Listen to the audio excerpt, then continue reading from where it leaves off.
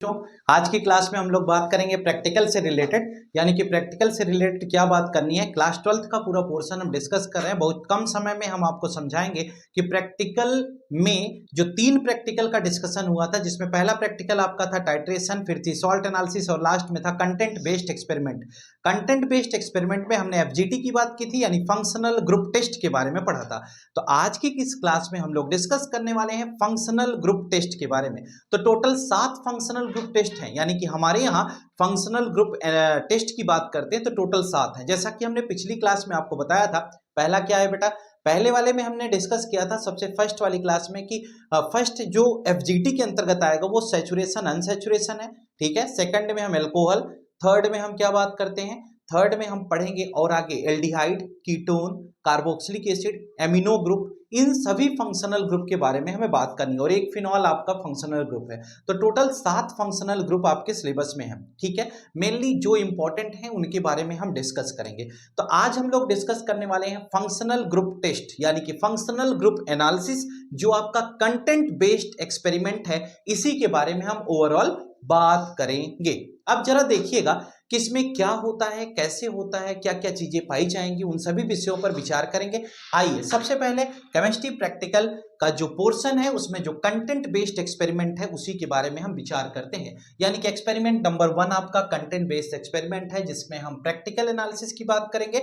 और practical analysis में हमारा सबसे पहला पार्ट क्या होता है, जरा गौर करिएगा। सबसे पहले पार्ट में हम कहते हैं एक्सपेरिमेंट नंबर 1 में आपको क्या लिखना होता है, एम लिखना होता है। आपका लक्ष्य क्या है। जब आप प्रैक्टिकल करते हैं तो सबसे पहले एम लिखेंगे। तो एम में क्या लिखेंगे, to identify the presence of functional group in given organic solution. होगा क्या, एग्जाम के दौरान या जनरली आपको क्या करेगा, टीचर जो आपका होता है वो आपको एक सॉल्यूशन देता है, उस सॉल्यूशन के बारे में वो आपको बताता नहीं, वह एक ऑर्गेनिक सॉल्यूशन होता है।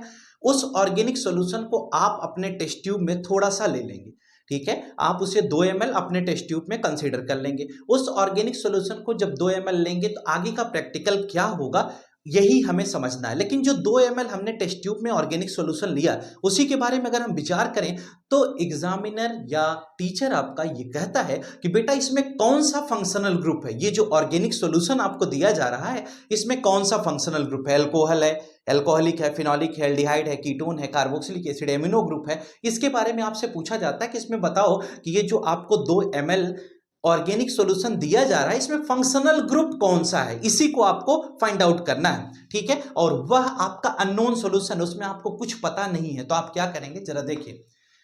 एपरेटस रिक्वायर्ड में आते हैं तो एपरेटस क्या क्या लगता है, टेस्ट ट्यूब लगेगा, टेस्ट ट्यूब स्टैंड लगेगा, टेस्ट ट्यूब होल्डर लगेगा, बर्नर लगेगा, ड्रॉपर लगेगा, एटसेट्रा। ये सारी चीजें आपकी यूज में आएंगी, ठीक है। उसके थोड़ा सा और आगे बढ़ते हैं तो अगली बात आती है ऑब्जर्वेशन टेबल। ध्यान से सुनना, बड़ा ही अच्छा है, छोटा सा है, समझा दूंगा, गारंटी है आपको आएगा भी, 100% श्योरिटी के साथ हम करें। हमने कहा सबसे पहले क्या करेंगे, सोडियम मेटल टेस्ट करेंगे, ठीक है। वो कैसे करेंगे, आपको एक टेस्ट ट्यूब लेनी है, ठीक है। आप सबसे पहले एक टेस्ट ट्यूब ले लेंगे। ध्यान से सुनिएगा जैसे जैसे बता रहा हूं। आपने क्या किया, हाँ आपने एक क्या किया बेटा, टेस्ट ट्यूब कंसीडर कर लिया। जब आपने एक टेस्ट ट्यूब ले लिया तो उस टेस्ट ट्यूब में आपको करना क्या है, उस टेस्ट ट्यूब में आप थोड़ा सा वह सॉल्यूशन लेंगे। जो सॉल्यूशन आपको दिया जाएगा वो कितना लेंगे, 2 ml आपने सॉल्यूशन ले लिया। टेस्ट ट्यूब में आपने 2 ml सॉल्यूशन लिया। सॉल्यूशन में आपने क्या किया, एक सोडियम मेटल, यानी कि सोडियम क्या होता है, वह केरोसिन ऑयल में रखा जाता है, उस क्योंकि वो हाईली रिएक्टिव होता है, तो उसको आप क्या करेंगे, चाकू से, वो टीचर ही आपका कट करके देता है, एक छोटा सा टुकड़ा सोडियम का लेंगे। अब आपने सबसे पहले क्या किया, इस एक्सपेरिमेंट को समझाऊं अगर, तो आपने ये क्या लिया है, एक टेस्ट ट्यूब लिया, ठीक है। इस टेस्ट ट्यूब में आपने सबसे पहले क्या किया, आपने इस टेस्ट ट्यूब में सबसे पहले वह ऑर्गेनिक सॉल्यूशन जो आपको दिया गया था, उस ऑर्गेनिक सॉल्यूशन को आपने कितना ले लिया, 2 ml ऑर्गेनिक सॉल्यूशन ले लिया। यहां तक समझ में आ गया। इस 2 ml ऑर्गेनिक सॉल्यूशन में आप एक सोडियम का छोटा सा टुकड़ा डालेंगे, यानी कि सोडियम का एक छोटा सा पीस जब आप इसमें डालेंगे, और इधर से आप क्या करेंगे, इसको होल्डर में लगा करके रखेंगे, ठीक है।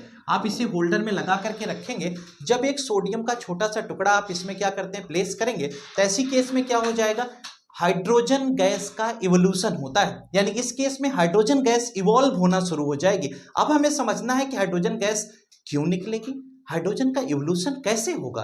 कौन सा केमिकल रिएक्शन, केमिकल चेंज यहां पर हो रहा है जिससे ये प्रतीत हो रहा है कि यहां जो गैस निकल रही वो हाइड्रोजन ही है। और अगर हाइड्रोजन गैस निकल रही है तो ये तो प्रूफ हो गया क्लास 10th के केमिकल रिएक्शन के कैरेक्टरिस्टिक से कि हाइड्रोजन गैस निकल रही है या कोई गैस निकल रही है तो इसका मतलब केमिकल चेंज है, केमिकल रिएक्शन हो रहा है। लेकिन बेटा सवाल तो ये है ना कि गैस हाइड्रोजन ही निकल रही है, इसका पता कैसे चलेगा? यही क्वेश्चन आपको परेशान कर देता है। तो कुछ नहीं करना है, हमने कहा कि यहां से ब्रिस्क इफरवेसेंस बनना शुरू हुई और जो गैस निकल रही वो गैस कौन सी है? कहते हैं हाइड्रोजन है। कहते हैं हाइड्रोजन का टेस्ट क्या होगा? आपको पता होगा कि हाइड्रोजन और कार्बन डाइऑक्साइड दोनों का अलग अलग टेस्ट आपको कराया गया था, लेकिन कोई केमिकल रिएक्शन सर करके दिखाइए तब तो हम समझ पाएंगे। जरा इधर आइए, हम आपको बताएंगे। हमने कहा कि C2H5OH रहा होगा, यानी अगर हाइड्रोजन इवॉल्व हुआ तो इसका मतलब कोई न कोई एल्कोहल रहा होगा, उसमें हमने सोडियम मिलाया होगा और यहां से C2H5ONA पाया होगा और अगली केस में हाइड्रोजन गैस का इवोल्यूशन हमने दिखाया होगा। इसका मतलब कि ये हाइड्रोजन गैस निकल रही है। रिएक्शन से पता चला कि अगर हम इसे अल्कोहल कंसीडर करते हैं तो हम पाते हैं कि हाइड्रोजन गैस निकल रही है। और हमने कहा कि अगर हम केमिकल रिएक्शन की बात करें, एक्सपेरिमेंट में जाते हैं, तो हमने कहा इवोल्यूशन किसका हो रहा है? हाइड्रोजन गैस का। कहें लेकिन पता कैसे चलेगा? तो माचिस की तीली जलाओगे, टेस्ट ट्यूब की मुंह पर ले जाओगे, पॉपअप साउंड जनरेट कराओगे, अगर ऐसा पाओगे तो उस गैस को हाइड्रोजन बताओगे और अगर उस गैस को हाइड्रोजन बताओगे तो लौट के इस केमिकल इक्वेशन पे आओगे और जैसे ही इस केमिकल इक्वेशन पे आओगे वैसे ही ये प्रूव कर जाओगे कि जो दिया गया ऑर्गेनिक सॉल्यूशन था वह केवल व केवल अल्कोहल है, अल्कोहल के अलावा और कोई नहीं है। लेकिन अगर क्या सर केवल अल्कोहल होगा तभी हाइड्रोजन का इवोल्यूशन होगा क्या? अगर एसिटिक एसिड दे दिया जाए तो उसके साथ सोडियम का ट्रीटमेंट कराएंगे तब भी तो हाइड्रोजन निकलेगा। इसीलिए यह कंफर्मेटरी टेस्ट नहीं कहा जाता है। क्या है सर? अब ये कौन सी चिड़िया का नाम है? कंफर्मेटरी टेस्ट अलग है, ठीक है, और नॉर्मल टेस्ट अलग है। तो अल्कोहल का ये कंफर्मेटरी टेस्ट नहीं है, यह एक नॉर्मल टेस्ट है। इसका रिजल्ट क्या आएगा? इसका रिजल्ट आएगा कि जब हम सोडियम मेटल टेस्ट कराते हैं ऑर्गेनिक सॉल्यूशन के साथ, हाइड्रोजन गैस का इवोल्यूशन पाते हैं ऑर्गेनिक सॉल्यूशन के साथ, तो हम ये बताते हैं कि इट मे बी अल्कोहल, यानी कि रिजल्ट आया कि यह अल्कोहल हो सकता है।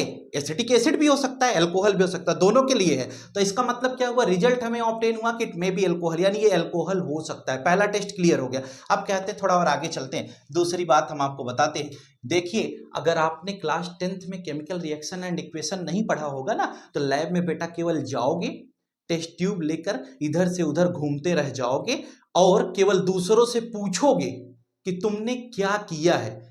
और अक्सर होता है कि आपको पता नहीं होता है कि आप कर क्या रहे हो, केवल आपका मेन मोटिव होता है कि लाल पीला काला हरा सफेद गैस निकल जाए, आ जाए, कुछ रिजल्ट आ जाए और उसको हम ले लें और चलें अपने घर। अगर ऐसा सोचते होगे तो ये जान लेना कि प्रैक्टिकल एनालिसिस आपको कभी नहीं हो पाएगी। केवल बस ऐसे जीवन चलता रहेगा, कुछ दिन में 12th पास हो जाओगे और उसके बाद जब ग्रेजुएशन में जाओगे तो वहां बल भर प्रसाद पाओगे, और प्रसाद किस रूप में होगा वो आपको समय आने पर मिलेगा। देखना, इसलिए समझना बहुत जरूरी है। अगला है सेरिक अमोनियम नाइट्रेट टेस्ट। इसको कैसे करोगे? हमें नहीं मालूम है कि वो क्या है जो हमें दिया गया है, लेकिन अभी हमें थोड़ा सा समझ में आने लगा है कि वह ऑर्गेनिक सॉल्यूशन या तो अल्कोहल है या तो एसिटिक एसिड है। कहें हाँ यार ये तो समझ में आ रहा है, इन्हीं दोनों में से कोई होगा।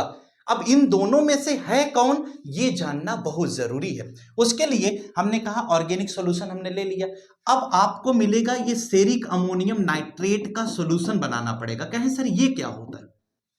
सेरिक अमोनियम नाइट्रेट आप क्या होता है, पाउडर्ड फॉर्म में होता है, छोटी सी बोतल में रहता है। आप इसको निकालेंगे, उसके बाद इसमें पानी डालेंगे और इसका सॉल्यूशन बनाएंगे। जब आप इसका सॉल्यूशन बनाएंगे तो जो ऑर्गेनिक सॉल्यूशन दिया गया है उसी में सेरिक अमोनियम नाइट्रेट को आप मिला देंगे। जब सेरिक अमोनियम नाइट्रेट को मिलाएंगे तो ऐसी केस में क्या हो जाएगा, यहां पर एक कलर्ड प्रेसिपिटेट बन जाएगा। क्या बनेगा? पीपीटी का फॉर्मेशन हो जाएगा। और जो कलर्ड प्रेसिपिटेट बनेगा, ठीक है, वह जो कलर आएगा पीपीटी बन जाएगी, इधर कलर कुछ और रहेगा, उधर कलर कुछ और हो जाएगा। रेड कलर की पीपीटी जनरली यहां बन जाती है। अगर ऐसा प्रेसिपिटेट इस केस में आ रहा है, ठीक है, अप्रोक्सीमेटली हल्का सा मिलता जुलता रेड कलर होता है और यहां जाएगा, इसका सोल्यूशन जो होता है वैसा ही रहता है, उसी तरह का ये आपका ये प्रेसिपिटेट बन जाएगा। अगर पीपीटी आया तो केमिकल चेंज बताया जाएगा, और सेरिक अमोनियम नाइट्रेट जब एल्कोहल से रिएक्शन करता है तभी ऐसा होता है। इससे ये प्रूफ हो गया कि जो दिया गया ऑर्गेनिक सॉल्यूशन था वह क्या है, वह अल्कोहल है। सबसे अच्छा, अब ये कंफर्म हो गया। अभी तक जो पढ़े थे वह कंफर्मेटरी टेस्ट नहीं था, वह एक मैनुअल टेस्ट था। अभी जो आपने पढ़ लिया यह कंफर्मेटरी टेस्ट है, और आप देख रहे हैं केमिकल रिएक्शन की जो कैरेक्टरिस्टिक्स आपने पढ़ा था वो सभी यूज हो रही हैं। बेटा इसके पहले आपने क्या पढ़ा था, केमिकल रिएक्शन की एक कैरेक्टरिस्टिक में आपने इवोल्यूशन ऑफ गैस पढ़ा था। देखो गैस का इवोल्यूशन हो गया। हाइड्रोजन और CO2 का आपने केमिकल टेस्ट पढ़ा था। अगर ना पढ़ा होता तो क्या समझ में आता, क्या H2 निकल रहा है, पॉपअप साउंड जनरेट हो रही है, माचिस की तीली लगाएंगे, मुंह पर आग जलाएंगे, ऐसा कुछ पता चल पाता क्या? कुछ नहीं पता चलता। इसलिए आपको केमिकल रिएक्शन आना जरूरी था। ध्यान रहे, जो टीचर कहता है कि आज पढ़ लो कल काम आएगा ना, काम देखो आ रहा है, नहीं पढ़े होते तो फिर समस्या हो सकती थी। आइए देखिए स्टर टेस्ट। आपको याद हो क्लास 10th के carbon and its compound chapter में आप स्टीरिफिकेशन रिएक्शन पढ़ते थे, याद है? आप भले ही 12th में पहुंच गए, लेकिन 12th का 10th से कितना जोरदार रिलेशन है। आपने पढ़ा था क्लास 10th में स्टीरिफिकेशन रिएक्शन, जहां पर आप ईस्टर का फॉर्मेशन करते थे, फ्रूटी स्मेल पाते थे, फलों जैसा उसे बताते थे। और उसी केस में आज हम यहां आपसे डिस्कस करने वाले हैं। क्या डिस्कस करेंगे जरा देखिए। हमने कहा रिजल्ट के तौर पर अगर बात करें तो क्या होता है, हमने कहा कि अगर हम ऑर्गेनिक सॉल्यूशन लेते हैं, ठीक है, शॉर्ट में लिखना सीखिए, उसमें हम क्या मिलाएंगे, एसिटिक एसिड मिलाएंगे। कहें सर एसिटिक एसिड का फॉर्मूला हमारे ना आवत हो, नहीं आवत हो तो याद कर लो, CH3COOH। क्या कहोगे इसे, एसिटिक एसिड। एसिटिक एसिड हमने ऑर्गेनिक सॉल्यूशन में मिलाया, हमें थोड़ा थोड़ा लग रहा है कि जो ऑर्गेनिक सॉल्यूशन दिया जा रहा, अभी हमें कंफर्म होने लग गया किसका मतलब, पहले वाले जो रिएक्शन था ऑब्जर्वेशन, उसमें हमने जाना या तो एल्कोहल है या तो एसिटिक एसिड है। अब हम जान रहे हैं दूसरे वाले से पता चला लग रहा है अभी अल्कोहल ही है, कंफर्म होने वाला है। अब कंफर्मेटरी टेस्ट हमेशा किसी प्रैक्टिकल में 2 करते हैं। अब दूसरा कंफर्मेटरी टेस्ट करेंगे, क्या हम फ्रूटी स्मेल पाएंगे? अगर फ्रूटी स्मेल पाएंगे तो इसका मतलब ऑर्गेनिक सॉल्यूशन को अल्कोहल बता जाएंगे। आइए, मार्केट बड़ी तेज है, यहां से हमने हीट कर दिया, हीट करेंगे तभी ये रिएक्शन होगा, रिएक्शन स्लो होता है। जब आप इसको बनाएंगे तो यहां पर क्या मिल जाएगा, ईस्टर मिल जाएगा। बेटा ईस्टर जो देखो बेटा, यहाँ से हमने ऑर्गेनिक सॉल्यूशन के साथ एसिटिक एसिड मिलाया तो हमने क्या ऑब्टेन कर लिया, ईस्टर ऑब्टेन कर लिया। ईस्टर की स्मेल कैसी होगी, ये फ्रूटी स्मेल होगी, ठीक है, इसकी स्मेल फलों जैसी होगी, साथ में वाटर मॉलिक्यूल का फॉर्मेशन हो गया।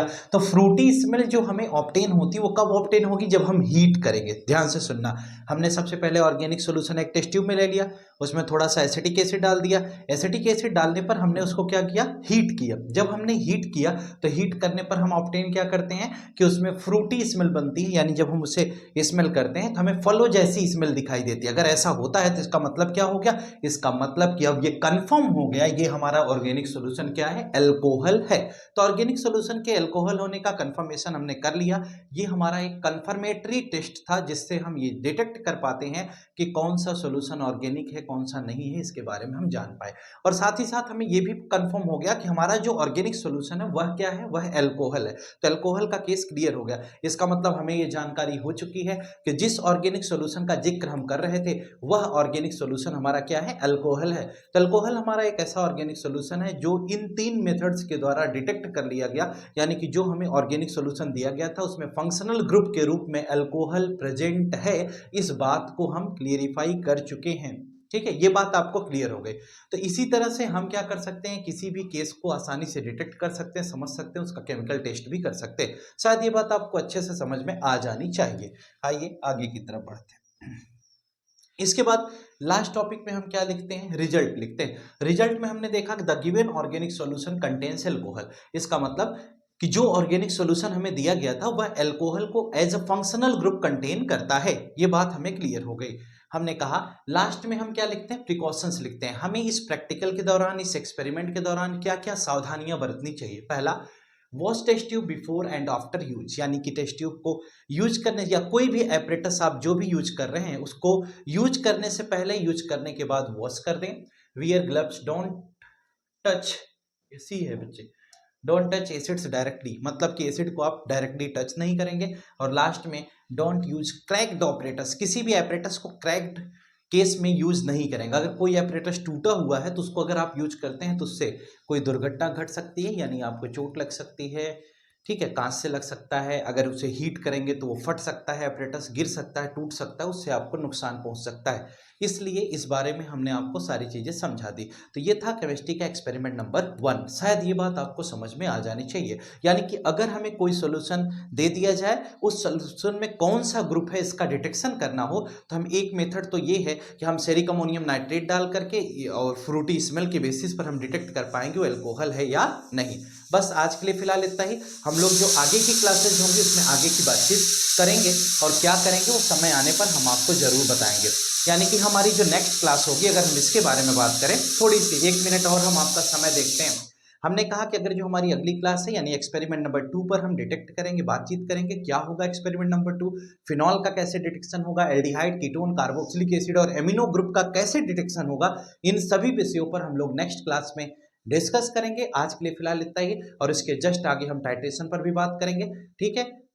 अब आप ध्यान से सुनिए, अगली क्लास में हम प्रैक्टिकल की बाकी इंफॉर्मेशन लेकर के हम लोग फिर मिलेंगे द सीक्रेट ऑफ केमिस्ट्री पर। आज के लिए फिलहाल इतना ही।